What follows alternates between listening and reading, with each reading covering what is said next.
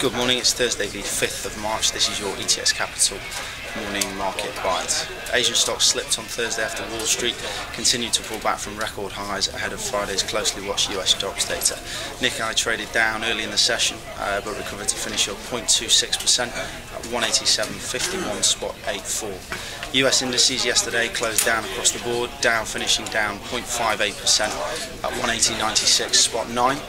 S&P similarly closing down 0.44% at 2098 spot 53, stimulated by ADP non-farm figures missing expectations, coming in at 212,000 versus 219,000 new jobs forecast. European indexes held steady, posting small gains for the session. FTSE trading up 0.44%, 69.19 spot 24, and the DAX similarly closing up just shy of 1% at 113.90 spot 38. In the FX space, the dollar rose 0.2% against the yen at 119 spot 85. Still a reasonable distance from the 3-week peak hit earlier in the week at 120 spot 27, thanks to a spike in US Treasury yields.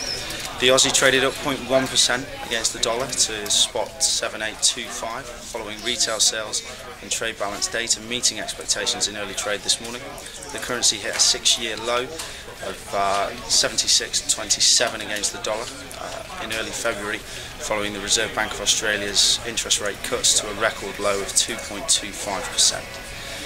The euro was unsteady before ECB announcements yesterday and continuing throughout the press conference today. Euro fell as low as 110.55 later in the US session yesterday, a low not seen since September 2003. In commodities, US crude oil added overnight gains, rising 0.4% to $51.73 a barrel. Brent gaining similarly 0.1%, trading over the $60 mark at $60.59. Lack of a deal in talks over Iran's nuclear program allied fears of an imminent rise in oil supply from the OPEC nation, supporting the overall price of oil. In terms of announcements today, we've got the sterling bank rate decision at 12 p.m, forecast at 0.5%, previously remained unchanged at 0.5%. 1:30 p.m. we have US unemployment claims, forecast at 293,000 versus a previous of 313,000. A key indicator really for tomorrow to give us an idea of what the actual non-farms figure will be.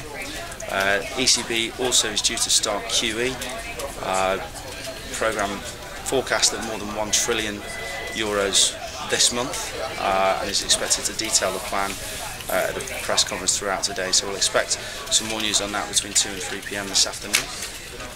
Equity-wise, Aviva's trading top of the FTSE this morning, up over 3.5% on the open, following a 30% increase in the dividend payout this year amidst the potential buyout for Friends for Life Group, a reported $8.6 billion deal, currently trading at 551 spot 2.